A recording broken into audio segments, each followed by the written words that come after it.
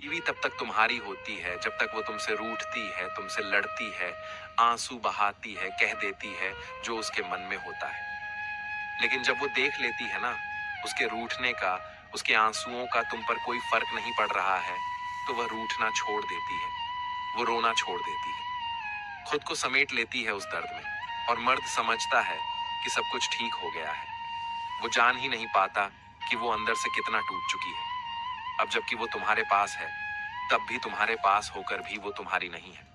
हमेशा एक बात याद रखना, औरत को मोहब्बत बेशक कम दो, लेकिन इज्जत सबसे ज्यादा दो, और उसकी जज्बातों का रिस्पेक्ट करो।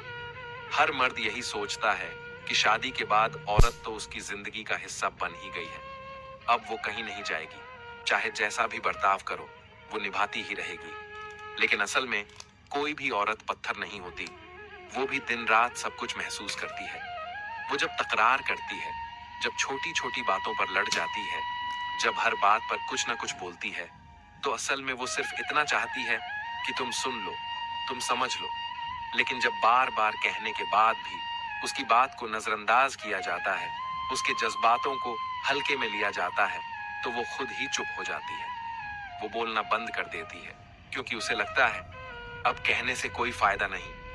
मर्द सोचता है अब सब सही चल रहा है, अब बीवी समझदार हो गई है, पर उसे ये अंदाजा नहीं होता कि वो औरत अब उस रिश्ते में सिर्फ एक मौजूदगी बन गई है, जिसमें उसका मन, उसका भरोसा, उसका जज्बात सब खत्म हो चुका है। कभी कभी